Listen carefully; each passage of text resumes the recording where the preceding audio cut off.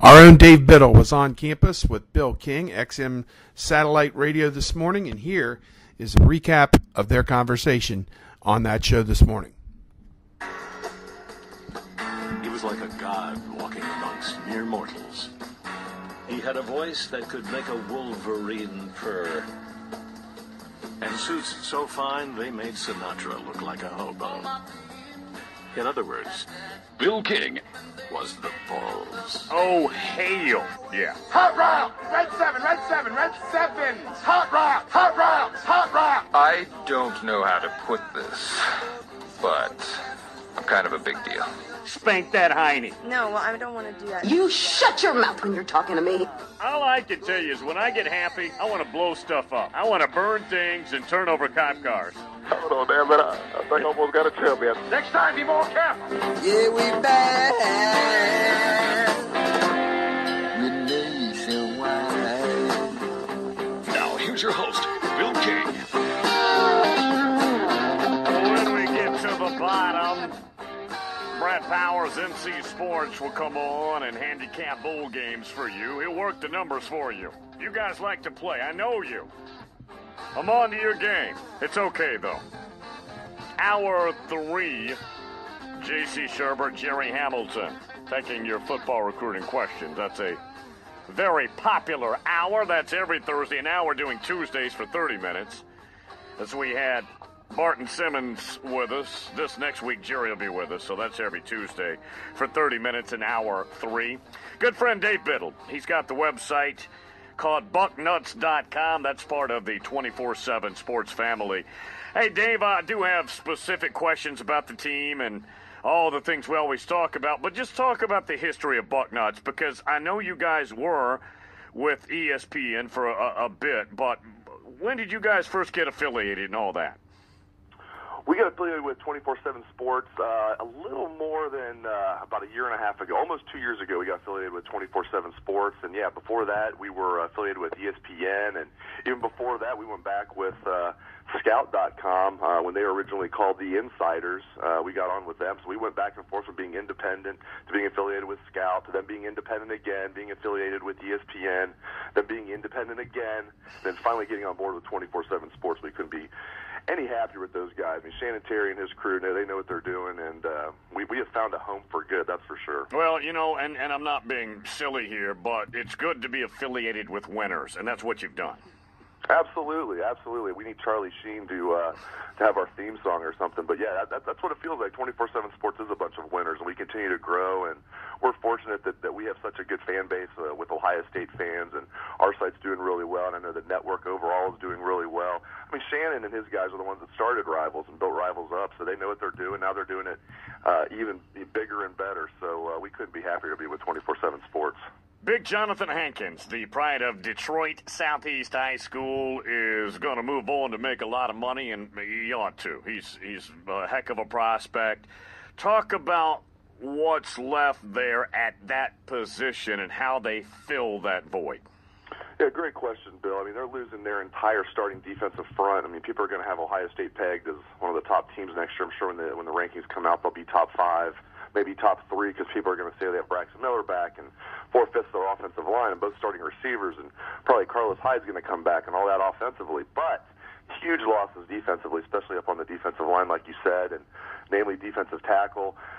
Jonathan Hankins didn't get enough respect around the Big Ten, I don't think, or even nationally. I mean, you look, he's going to be an upper half of the first-round draft pick, and he was, second team All Big Ten. I always crack up at stuff like that. See, people look at stats too much with defensive tackle. But to answer your question, what they're probably going to do is go with Tommy Shutt as one of the starters. He was a true freshman this year. Played a lot as a true freshman as a backup, so he'll be a starter. And then Michael Bennett, a guy they've been moving back and forth between strong side defensive end and defensive tackle. He'll be the other starting defensive tackle. Adolphus Washington could play defensive tackle. He started the year off there. He was a true freshman this year. If you talk to the coaches, they say Adolphus Washington has the highest ceiling of any player on the team. But I think what he's going to do is he's going to play strong side defensive end. He'll be the replacement for John Simon. So they have heavy losses up front, but if any position group going to stand those losses, Bill, it is the defensive line, because they have some talent. Noah Spence will step in for Nathan Williams at the Leo position. I think Noah Spence will be eventually a much better player than Nathan Williams ever was. So they have some talent there, but when you can't scoff at the notion that they're replacing all 4 starters up front. So that's going to be tough for them. And they had questions defensively almost throughout the year. They played well at the end of the year. Zach Boren, one of the more interesting stories, switched from fullback to linebacker, and you're just if you're an Ohio State fan, you're hoping he can just hold the fort down for those last 6 games. Well, he completely solidified the defense. He didn't just hold the fort down. He played really well. It freed up Ryan Shazier to become a better player, and they don't have a middle linebacker now, Bill. They don't have that bruiser. They have a lot of guys that are candidates that are young guys in the program, but they don't have one guy you can point to and say, that's the middle linebacker of the future. So they have some big question marks right up the middle of that defense. You mentioned Tommy Shutt out of Chicago and Adolphus Washington and the praise that the staff has in him and his future, and Noah Spence, and out of Canton McKinley, Savon Pittman. But Joey Bosa's coming in. So the troops are there or they're on the way, and it may not be immediate, but there's going to be talent there. Here's what I want to go with you, Dave, because I'm getting a lot of Buckeye fans hit me up about this team this year. And here's why I go with them, and I try and be careful here. First of all, 12-0 is 12-0. That can't be denied, all right? It is what it is, and it is, if I'm a Buckeye, I'm celebrating that. But I'm trying to talk to Buckeye fans about the present, and I'm trying to tell them, kind of like Michigan going 11 wins last year, don't take that as a measurement where this roster is compared to the elite right now, because I don't think they're there. Now, I am convinced, Dave, they're going there with Urban Meyer. I don't even think that's up for discussion. They're getting there. It may be a couple of years, but the measurement of this team in the moment isn't elite, and I try and talk to Buckeye fans about that, but a lot of them don't want to hear it.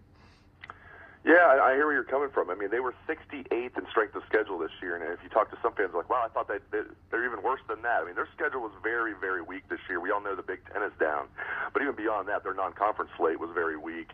Their toughest non-conference game was UCF, and that was actually a tough game. I mean, Ohio State won the game 31-16, but it was a tough game, probably closer than the score indicated. Cal, who was an absolutely horrendous team this year, ended up firing Jeff Tedford after a 3-9 season. They gave the Buckeyes a tough game in the Horseshoe. And I know there's going to be Buckeye fans that say, well, wait a minute, didn't Notre Dame have the same thing? Pitt was a tough game and all that, but I think Notre Dame towards the end of the season with taking USC to the cleaners like they did in LA. I think Notre Dame finished very strong, and they deserve their spot. So I see both sides of the ledger. Ohio State had a very easy schedule this year.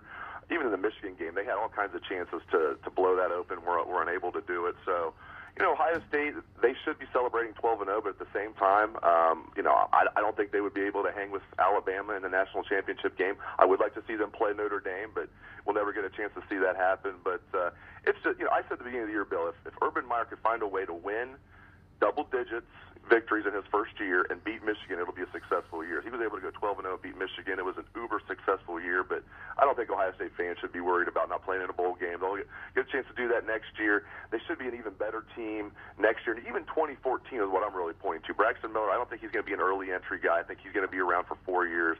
That 2014 season, they could be really good. Next year, they're going to be good, but like we've talked earlier, they have some heavy questions to answer at middle linebacker on the defensive line, and possibly a cornerback if Bradley Roby leaves. They're already losing Travis Howard, first-team All-Big Ten corner. He was a senior. Bradley Roby, only a third-year sophomore, but he's a fantastic player. He could go pro if he wanted to. I'm hearing he's leaning towards coming back, Bill. But looking at this 2012 season, it was a great season for Ohio State. But it'd be different if they were 12-0 and they were blowing people out, or they maybe had one or two close games. They had a lot of close games, and you could look back to Ohio State in 2002 and say the same thing, but they were eligible that year. They were able to go 14-0 and win it all. So great year for Ohio State, but I think if they finish second in the AP, that's probably where they belong. Dave Biddle, Bucknuts.com, the Ohio State site for 24/7 Sports. Let's look at this class of 13 that they're still filling in, but the majority of it is done. And guys that are committed right now, we just mentioned Joey Bosa out of St. Thomas Aquinas, who's got a motor, he's got everything you want, he's got size. But what about a Jalen Marshall? How are they going to use Jalen Marshall? Oh, that's a great question. I had Jalen Marshall on our podcast recently and asked him that question. He's not even sure. Now, I think he's finally, I think he finally knows that ship has sailed. He's not going to be a college quarterback. He's not ready to admit that. He's always wanted to be a quarterback. Right. I think he's going to be kind of a wing back. They're going to use him as a running back, wide receiver. They'll use him as a wildcat quarterback. I'm sure he'll take some snaps and, almost like Denard Robinson towards the end of the year where he's probably never going to throw the ball, but he'll be technically a quarterback. They'll find ways to use him. I'm really interested to see how they're going to do that. He's not going to be a guy that's going to get to Ohio State early. He plays basketball. He's a track star in Ohio, so he's going to wait all the way till June to get to Ohio State. They have another guy coming in that I think is going to be really exciting, Ezekiel Elliott, who's going to play running back. They can move him around a little bit, too, and make him like a slot receiver if they wanted to. I think Ezekiel Elliott's going to be strictly a running back. So those are two guys coming in that I think are going to play a lot offensively, and we'll see about Jalen Marshall, but probably a running back, wide receiver hybrid. And you mentioned Joey Bosa. He's going to play a lot as a true freshman. We talked about all the heavy losses up front defensively, and you bringing up Joey Bosa is a great point because he is going to play a lot, and he's versatile enough, Bill, where he can play strong side defensive end, play defensive tackle. He can move all around, and he's going to play a lot. And they're going to play some freshmen next year, no doubt about it. But we'll see what happens. But Urban Meyer, he's going to finish strong with this recruiting class. They have 19 guys right now. Ohio State fans are wondering how many could they take. They're going to be able to take up to 23, 24, maybe even 25 when you consider. I'm sure some guys are going to transfer from the team that are scholarship players right now that see the writing on the wall that they're not going to play much in the future. They didn't play much this year, and we're going to hear about 2 or 3 guys probably transfer. Guys leaving for the NFL. We already heard about Jonathan Hankins, maybe Brad Roby. We're hearing Carlos Hyde at least considering it, even though we're hearing Roby and Hyde will probably come back. So the Buckeyes have room to take probably. They have 19 now. They probably have room to take about 5 or 6 more. And they're ranked right now 4th in the 24/7 composite, so they're doing really well. And hopefully for Buckeye fans, they can finish strong. Okay. 10 years ago, even 5 years ago, we never talked about junior high school prospects just because that wasn't the process. Now we do. That's just the way this thing is matured or developed through the year. We've got a guy, a couple long tee shots from where I'm sitting, by the name of Jalen Hurd, who's a running back right here in the 615, Dave, who is either the number 1 or 2, depending on how you rank Leonard Fournette down at St. Aug down in New Orleans. But 1 or 2 as far as running backs on 24/7 Sports. He's 6'2", 220, and he just dominated the highest classification in Tennessee, which isn't like Ohio, but it's still good. And he's mentioned in the Buckeyes prominently because of Urban Meyer. Now, long way to go. Now you got Butch Jones over here, and you got everybody else tugging on him. But Buckeye fans need to pay attention to this kid because he's mentioning the Buckeyes very prominently, and I can tell you, I understand the Buckeyes are pretty good at running back. They ain't anywhere near Jalen Hurd, the kid sitting over here. So watch out for this kid. Well, I'm sure that the recruiting staff for Ohio State's going to be on him. I've heard the name Jalen Hurd, and for him to tear it up down there as a freshman, right? No. Jalen Hurd's a junior, and okay. and so he's a rising senior. He's the class of 14. So again, we used to not talk about this stuff, but now we do talk about juniors. And I would say in this class here, he'd probably be rated higher than any of the seniors. Wow. Yeah. So keep an eye on Jalen Hurd, and you need to get that on your site, and if you need any help, of course we can help you, but this kid is an absolute stud. He's 6'2", 220, and he's growing. And I don't know who to compare him to because you don't want to call anybody Eddie George. That's not responsible, but he's a 5-star running back, and the Buckeyes are on the A list for him. He's 6'2", 220, though, as a high school junior. You do kind of think Eddie George, though, don't you? Yeah. No doubt about it. Yeah, actually, I'm pretty sure that our Bill Kurlick and Steve Wilfong have done stories on him now that I think about it. So I'll have to keep an eye out for him. And, you mentioned Butch Jones down there. He's going to do a good job recruiting. I was a little, being from Ohio and watching Butch Jones' career, I thought Tennessee could do a little bit better of a job. But one thing about Butch Jones is he is going to be committed there. He's going to recruit. He's a hard worker. I still think Tennessee could have done better, but at that point, maybe that was the best they could have done. So we'll be rooting for Butch Jones down there, but not in the Jalen Hurd sweepstakes, that's for sure. Well, Dave, let me give you some insight. Woody Hayes, Bo Schembechler, Lombardi, they weren't knocking on that door to get that job. Neither was Jim Tressel. Tressel was talked to about that on some certain level, and he told him he wouldn't be interested. Yeah. When Tressel came to Ohio State, he wasn't their first choice. you know, and right. no one had heard of him. And people are like, what kind of hire is this? And then ended up being a pretty good hire for the Buckeyes. So hopefully it works out well for the Vols. Particularly when he was standing at that basketball game saying we're coming after Michigan. I'll never forget that moment. Yeah, How about that?